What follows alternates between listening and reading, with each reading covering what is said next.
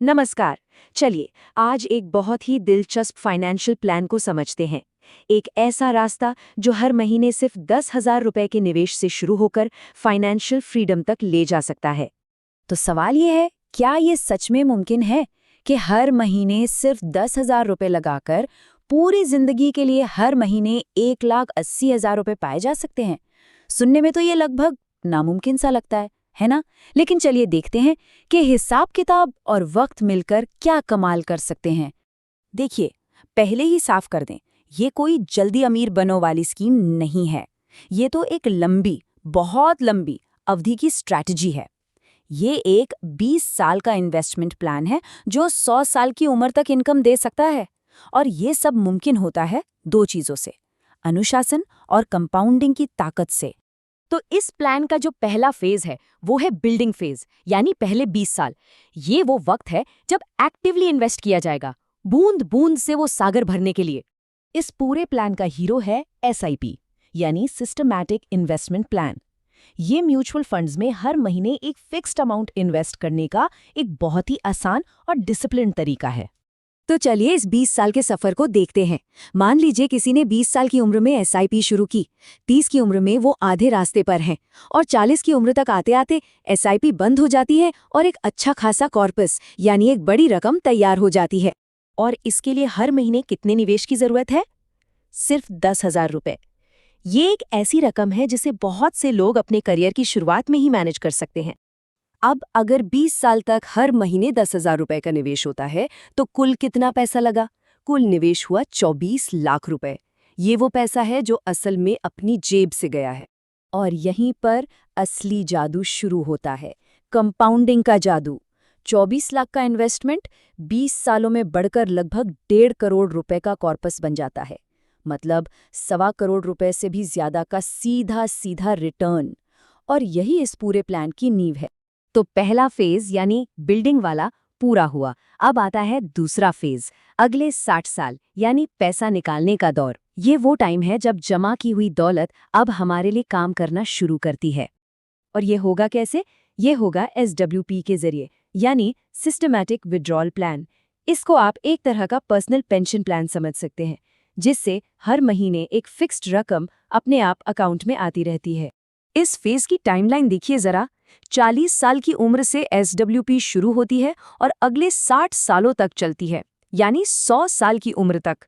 ये इस प्लान की अविश्वसनीय लॉन्ग टर्म पावर को दिखाता है।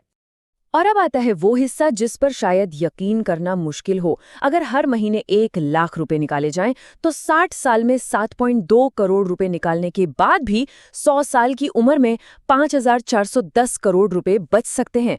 अगर हर महीने 1.5 लाख निकालें तो 10.8 करोड़ निकालने के बाद भी 2,300 करोड़ बचेंगे। और जैसा हमारा सवाल था, अगर हर महीने 1.8 लाख रुपए निकाले जाएं तो लाइफ टाइम में लगभग 13 करोड़ रुपए निकालने के बाद भी 445 करोड़ रुपए की एक बड़ी विरासत बची रहेगी। ये है कंपाउंडिंग की असली हैरान कर देने वाली ताकत। अब यहाँ पर सबके मन में एक ही सवाल आ रहा होगा कि ये जादुई आंकड़े आ कहाँ से रहे हैं? ये पूरा मॉडल 15% के सालाना रिटर्न पर टिका है। तो सवाल ये है कि ये रिटर्न आएगा कैसे? चलिए इस सवाल से भागते नहीं हैं। आखिर औसतन 15% का सालाना रिटर्न कैसे संभव है? मार्केट तो ऊपर नीचे होता रहता है। इसका जवाब है एक स्मार्ट स्ट्रैटेजी में डाइवर्सिफिकेशन। मतलब सारा पैसा एक ही टोकरी में नहीं रखना। इन्वेस्टमेंट को 3 बराबर हिस्सों में बांटा जाता है। 1/3 निफ्टी 50 फंड्स में, 1/3 मिड कैप फंड्स में और 1/3 स्मॉल कैप फंड्स में। इसके पीछे का लॉजिक समझिए। निफ्टी 50 जिसमें देश की सबसे बड़ी कंपनियां हैं, वो पोर्टफोलियो को स्थिरता देता है। मिड कैप फंड्स में तेजी से ग्रो करने की अच्छी क्षमता होती है। और स्मॉल कैप फंड्स, हालांकि उनमें रिस्क थोड़ा ज्यादा होता है, पर वो जबरदस्त ग्रोथ दे सकते हैं। हाँ, ये याद रखना जरूरी है कि बाजार में रिस्क हमेशा होता है और रिटर्न की कोई गारंटी नहीं होती। लेकिन लंबी अवधि में इन तीनों का मिक्सचर 15% का औसत रिटर्न हासिल करने का लक्ष्य रखता है। तो 20 साल के निवेश और 60 साल की निकासी के बाद इस प्लान का फाइनल और सबसे चौंकाने वाला रिजल्ट क्या है? जरा सोचिए, पूरी जिंदगी में लगभग 13 करोड़ रुपए की इनकम पाने के बाद अगली पीढ़ी के लिए 445 करोड़ रुपए की एक संभावित संपत्ति पीछे छूट जाती है। ये नंबर अपने आप में इस प्लान की असाधारण शक्ति को दिखाता है। और ये सब उस एक सिद्धांत के कारण संभव हुआ जिसे अक्सर दुनिया का 8वां अजूबा कहा जाता है, कंपाउंड इंटरेस्ट, यानी चक्रवृद्धि ब्याज। जो इसे समझता है वो इसे कमाता है, और जो नहीं समझता वो इसे चुकाता है। तो आखिर में सवाल ये नहीं है कि ये प्लान काम करता है या नहीं। सवाल ये है कि अगर एक छोटा और अनुशासित निवेश इतनी बड़ी दौलत बना सकता है, तो फिर इंतजार करने की या शुरू ही ना करने की असली कीमत क्या है?